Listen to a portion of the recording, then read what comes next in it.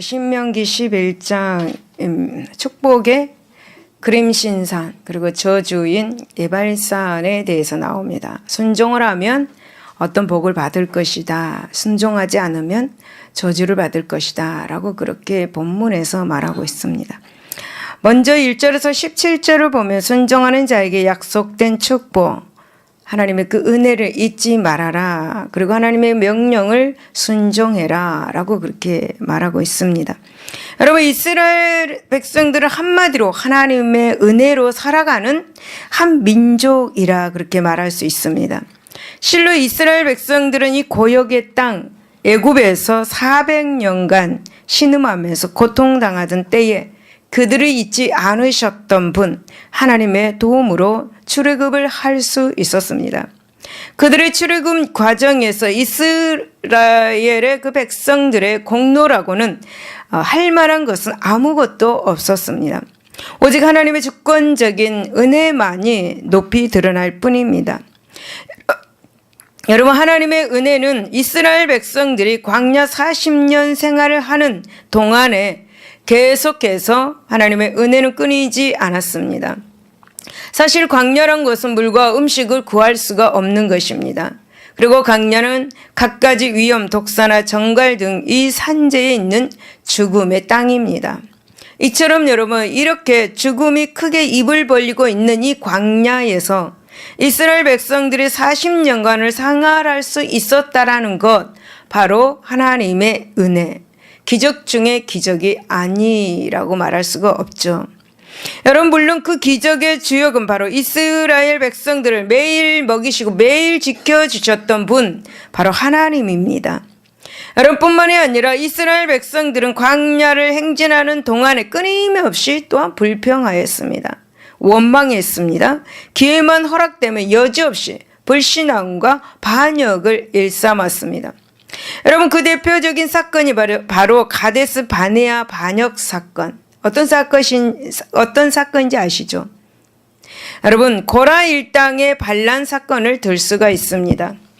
이 두 사건은 이스라엘 백성들이 광야 40년을 생활하는 동안에 자행했던 수많은 불신앙 사건의 빙산의 일각에 불과할 뿐입니다.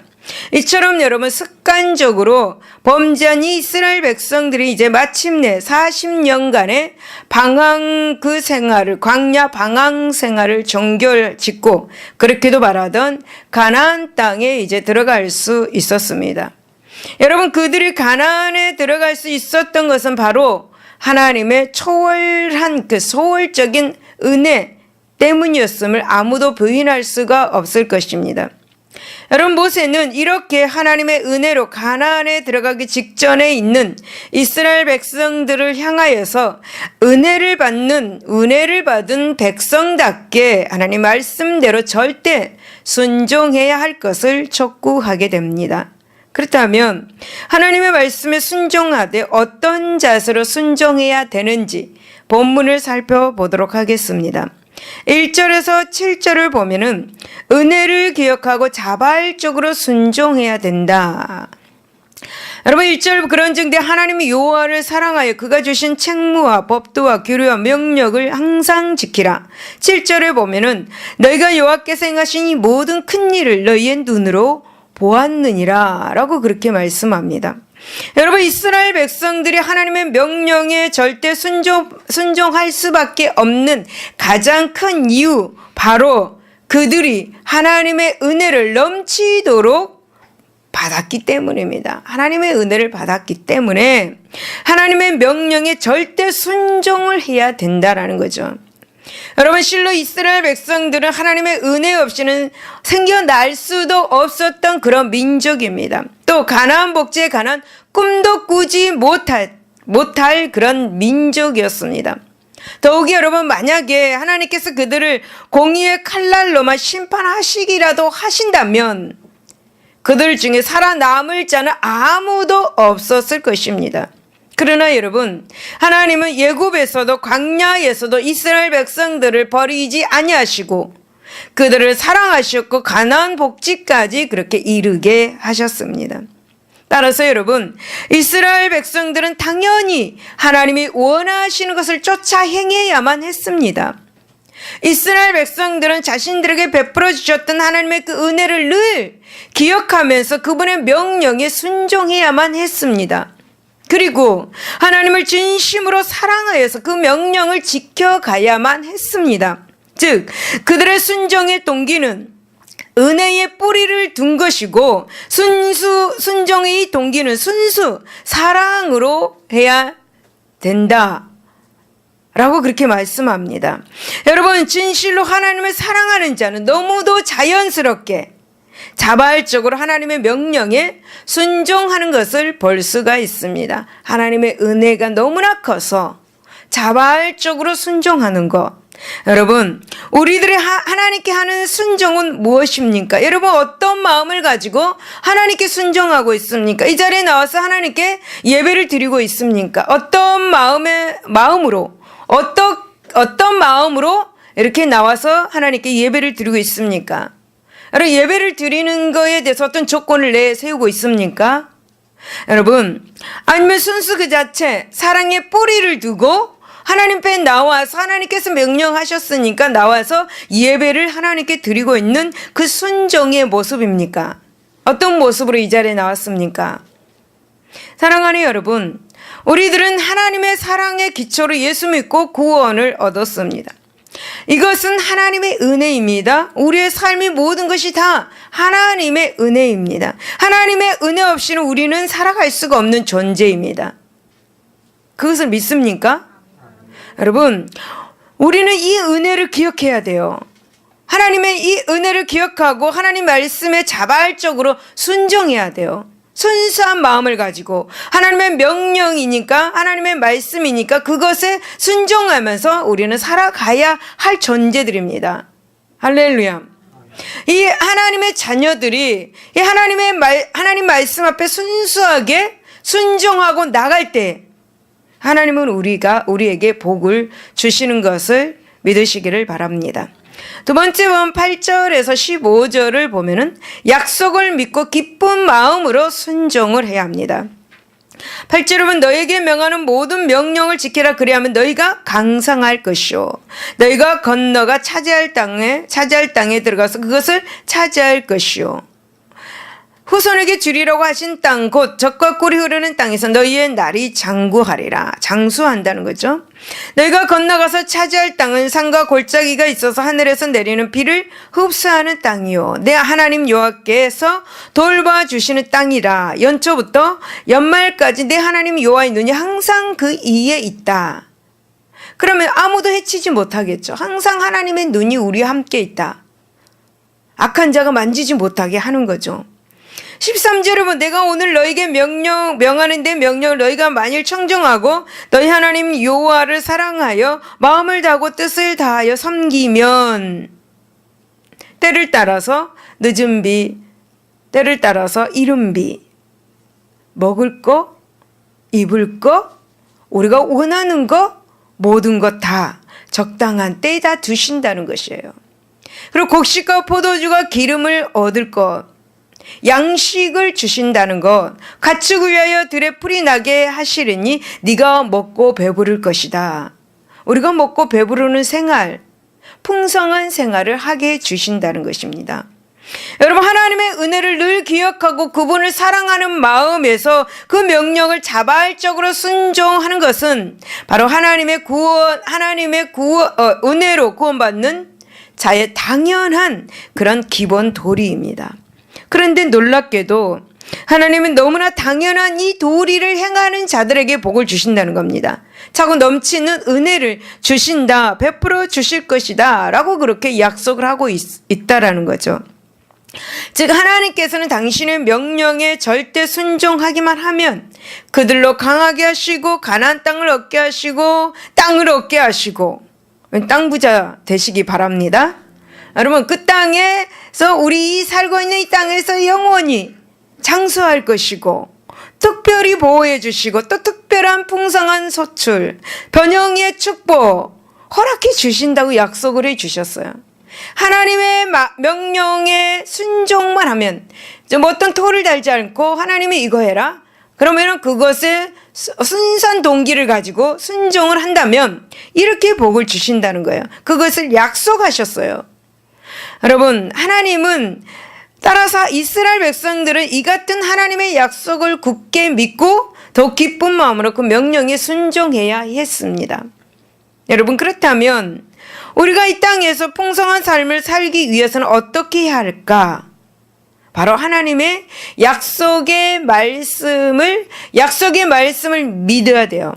약속의 말씀을 믿고 그 명령에 절대 순종을 해야 우리가 이 땅에서 살면서 땅 부자가 될 수 있고 풍성한 삶을 누릴 수가 있다는 것입니다. 할렐루야. 이렇게 여러분, 하나님의 약속을 묻고 기쁜 마음으로 순종할 때에 삶 속에서 머리 되게 하시고 꼬리 되지 않게 하시고 강하게 만드시고 적과 꿀이 흐르는 가나안 땅에 그 땅을 얻게 하시고 이 땅에서 장수하게 하시고 특별히 하나님의 보호를 받게 하시고 삶 속에서 풍성한 소출을 내게 하실 것이다. 할렐루야. 이렇게만 해주신다면 우린 정말 남이 아무리 부자라도 그걸 부러워하지 않을 것 같습니다.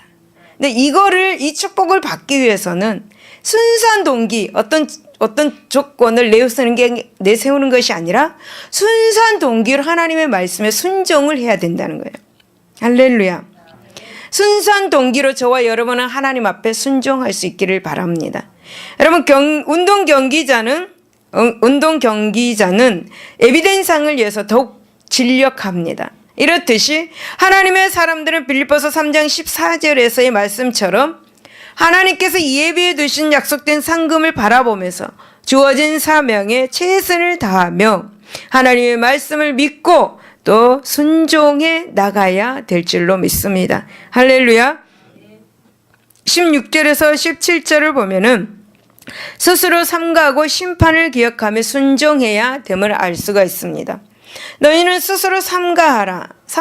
들을건 내 마음에 미혹하여 돌이켜 다른 신들을 섬기며 그것에게 절함으로 여호와께서 너에게 진노하사 하늘을 닫아 비를 내리지 아니하여 땅이 소산을 내지 않게 하심으로 너희가 여호와께서 주신 아름다운 땅에서 속히 멸망할까 하노라 라고 이렇게 말씀합니다. 여러분, 하나님은 당신의 은혜를 잊지 않고 당신의 말씀에 듣고 순종하는 자에게 차고 넘치는 복과 은혜를 내려주실 것이라고 약속을 하셨습니다. 저는 의리를 지키는 사람입니다. 의리. 한번 약속을 하면 그것을 계속 지키려고 노력하는 사람입니다. 끝까지, 지금 당장은 안 돼도 후의 시간이 되어도 그것을 계속 지켜나가려고 노력을 합니다. 그래서 저는 어디 가면 신뢰를 받고 있습니다. 신뢰. 그러니까 여러분 모두 다 하나님 앞에 의리를 지키세요. 그리고 사람에게 의리를 지키세요. 좀 속상하다고 그냥 발로 차버리고 네. 그 사람이 나를 조금 속상하게 했다고 발로 차버리면 되겠어요? 우리는 의리 속에 살아야 돼요. 의리 속에. 네. 의리를 가지고 살아야 돼요. 근데 그 의리가 하나님 앞에서는 믿음이에요. 믿음. 서로 간의 믿음. 하나님과 나와의 믿음의 관계. 서로 간의 믿음의 관계잖아요. 그렇잖아요. 그러니까 우리는 한 가족으로서, 우리 크리스탈 순복계 한 가족으로서 의리를 가지고 삽시다. 제발. 의리를 가지고 좀 살고 그 의리 속에서 우리가 하나님을 섬기면서 그렇게 살 때 서로 또 그 의리 속에서 약속을 지켜나가고 이렇게 하면 얼마나 좋은 우리 모두가 되겠어요. 할렐루야. 의리 지키는 저와 여러분 되시기 바랍니다. 여러분, 하나님은 당신의 은혜를 잊지 않고 당신의 말씀에 순종하는 자에게 복의 은혜를 내려주신다라고 그렇게 말씀하셨습니다. 약속을 했어요. 그런데 하나님은 이러한 축복을 제시하시는 동시에 또 불순종함으로써 맞게 될 저주와 징벌을 예고하셨습니다.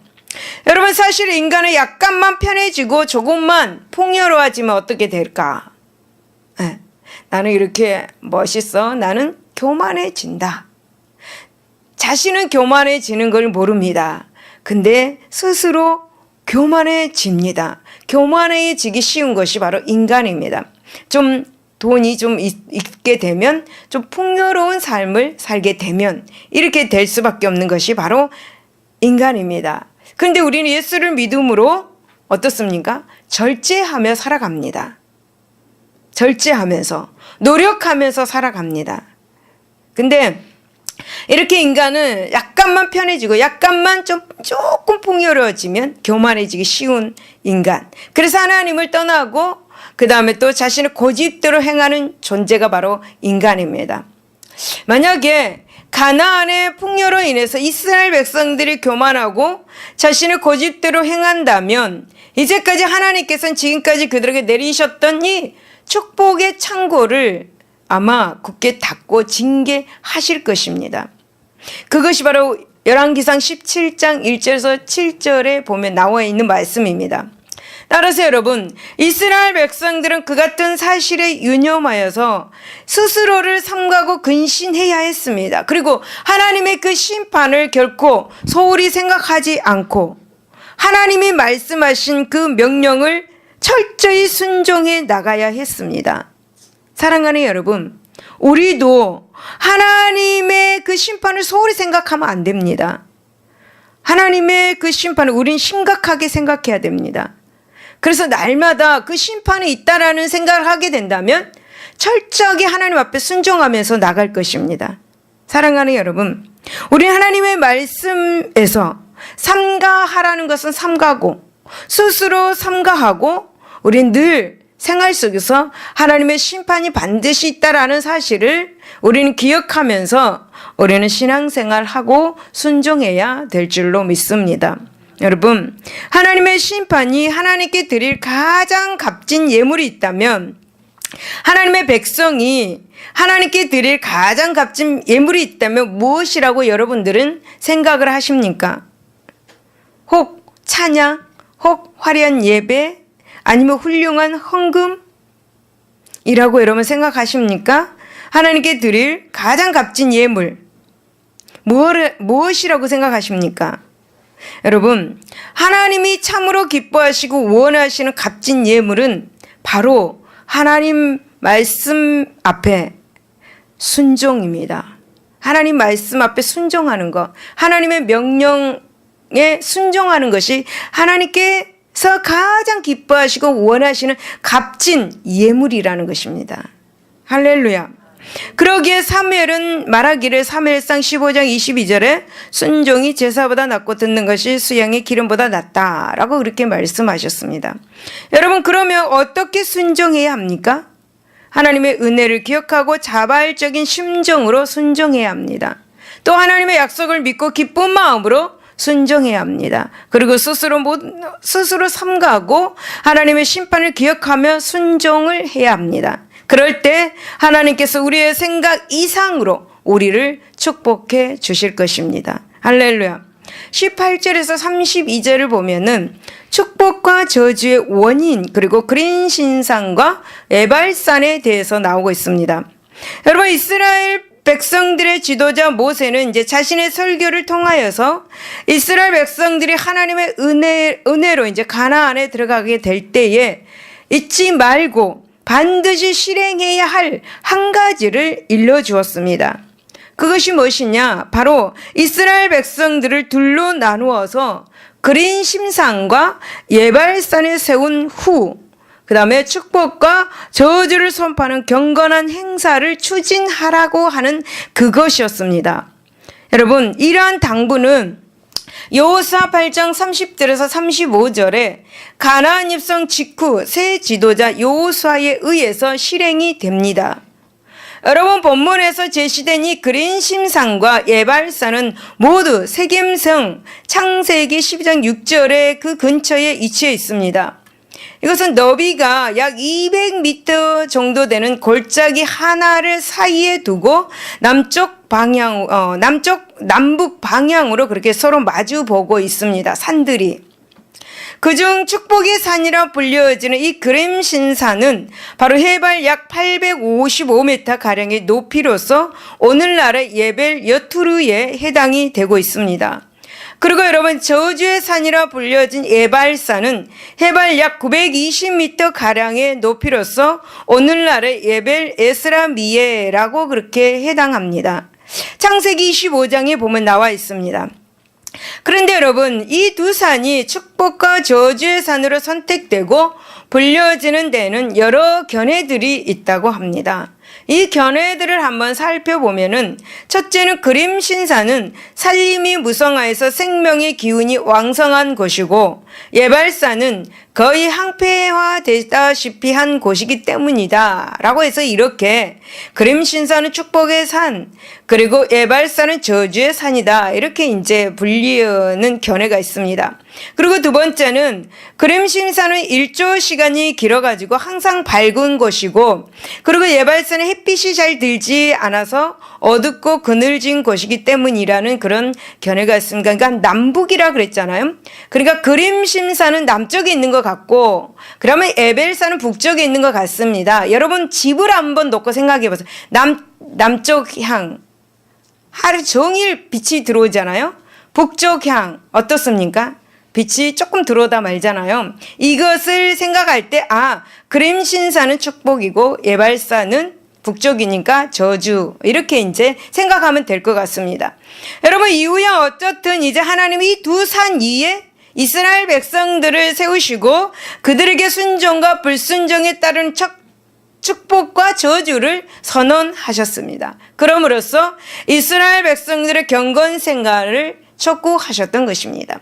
여러분, 우리는 이 같은 하나님의 지시를 살펴보면서 하나님께서 당신의 백성들에게 요구하시는 것이 무엇인지를 한번 배워보도록 하겠습니다. 18절에서 25절을 보면 하나님은 축복을 약속하시고 순종을 요구하신다라는 것을 알 수가 있습니다. 여러분, 이러므로 너희는 나의 이 말을 너희의 마음과 뜻에 두고 또 그것을 너희의 손목에 매어 기호를 삼고 너희 미간에 붙여 표를 삼으며 또 그것을 너희의 자녀에게 가르치며 집에 앉아 있을 때이든지 길을 갈 때이든지 누워 있을 때이든지 일어날 때이든지 이 말씀을 강론하고 또 내 집 문설주와 바깥문에 기록하라. 그리하면 여호와께서 너희 조상들에게 주리라고 맹세하신 땅에서 너희 날과 너희 자녀의 날이 많아서 하늘이 땅을 덮는 것과 같으리라. 여호와께서 그 모든 나라 백성을 너희 앞에서 다 쫓아내실 것이라. 너희가 너희보다 강대한 나라들을 차지할 것인즉 너희의 발바닥으로 밟는 것은 다 너희의 소유가 되리니 너희가 밟은 모든 땅 사람들에게 너희를 두려워하고 무서워하게 하시리니 너희를 능히 당할 사람이 없으리라 라고 말씀합니다. 여러분, 하나님은 마치 절대 권력을 휘두르는 사악한 폭군처럼 당신의 백성들에게 무조건 순종과 복종만을 요구하시는 완고한 분이 아닙니다. 하나님은 당신의 백성들에게 왜 당신의 명령에 순종해야 할 것인지를 알리시고 또 순종에 따른 유익이 무엇인지를 자세히 밝혀주시는 참으로 자상한 분인 것 같습니다. 여러분, 하나님은 당신의 말씀에 청종하는 자에게 육신에 필요한 모든 은총을 베풀어 주시는 것은 물론이거니와 영적으로도 한없는 축복을 허락해 주실 것이다 라고 그렇게 약속의 말씀을 주셨습니다. 그리고 여러분, 개인적으로나 가정 그리고 국가적으로도 안위와 번영을 허락하실 것이라고 그렇게 약속을 해 주셨습니다. 여러분, 결국 인간이 번영이냐 그렇지 못하느냐는 하나님의 말씀에 순종하느냐 불순종하느냐에 달려 있다라는 것을 알 수가 있습니다. 여러분, 물론 하나님의 뜻을 항상 그르치는 악인이 잠시 번성할 수는 있습니다. 그러나 그 결국은 비참과 여러분 절망뿐입니다. 그러므로 여러분, 우리는 하나님이 허락하신 복과 은혜를 얻어서 누리기 위해서라도 하나님의 말씀에 귀를 기울이고 그 명령에 절대 순종하는 삶을 사시기를 바랍니다. 두 번째 보면 25절에서 29절을 보면은 인간은 순종과 불순종을 선택하고 결단해야 됨을 알 수 있습니다. 내가 오늘 복과 저주를 너희 앞에 두나니 너희 하나님 여호와의 명령을 들으면 복이 될 것이요 너희가 만일 여호와의 명령을 듣지 않냐고 본래 알지 못하던 다른 신들을 따르면 저주를 받으리라. 내 하나님 여호와께서 내가 가서 차지할 땅으로 너를 인도하여 들이실 때에 너는 그림심산에서 축복을 선포하고 예발산에서 저주를 선포하라 라고 그렇게 말씀합니다. 여러분, 이스라엘 백성들은 가나안 입성 직후에 이제 그림심산과 예발산에 서서 하나님이 선언하게 하신 축복과 저주의 메시지를 듣고 경계를 받아야 했습니다. 물론 이것은 단 한 차례 실행된 행사였습니다. 하지만 여러분, 그들이 들은 것은 순종과 불순종의 선언과 축복과 저주의 선언은 그들의 생애 동안 내내 되새겨져야 할 내용들이었습니다. 다시 말씀을 드리면 이스라엘 백성들은 매일 매 순간 하나님이 부르시는 그날까지 계속해서 하나님의 말씀에 순종하느냐 저주하느냐를 선택해야 했습니다. 그리고 또 그 결과로서 축복과 저주를 선택해야만 했습니다. 이 선택을 미루거나 아니면 순종과 불순종 사이의 틈바구니에 안주할 수도 없었습니다. 여러분, 이스라엘 백성들은 어떻게든 하나를 선택해야 했습니다. 하나, 둘 중에 하나, 축복이냐 저주냐, 하나를 꼭 선택을 해야 했습니다. 그리고 다른 하나를 버리기를 결단해야 했습니다. 여러분, 우리는 항상 선택의 기로에 서 있습니다. 이것을 할 것인가 저것을 할 것인가, 항상 두 가지가 있습니다. 실로 신앙의 이 세계에는 회색의 중간지대가 용납되지 않는 것입니다. 의이든 불의이든 혹은 순종이든 불순종이든 어느 하나를 구체적으로 선택해야만 하는 결단의 삶 그 자체입니다. 여러분, 그리고 그 결단은 결코 유보가 인정되지 않습니다. 지금 당장 이곳에서 결정해야만 하는 것입니다. 여러분, 지금 바로 이 자리에서 영원한 천국을 결정하든지 영원한 멸망을 결정해야 한다는 그런 말이죠. 요한복음 5장 24절에 그렇게 말씀을 하고 있습니다. 여러분, 우리는 삶 속에서 항상 하나님 앞에 순종을 선택할 수 있기를 바랍니다. 불순종을 선택하면 저주가 따릅니다. 순종을 선택하면 축복이 따릅니다. 여러분, 기억하시기 바랍니다. 순종을 선택함으로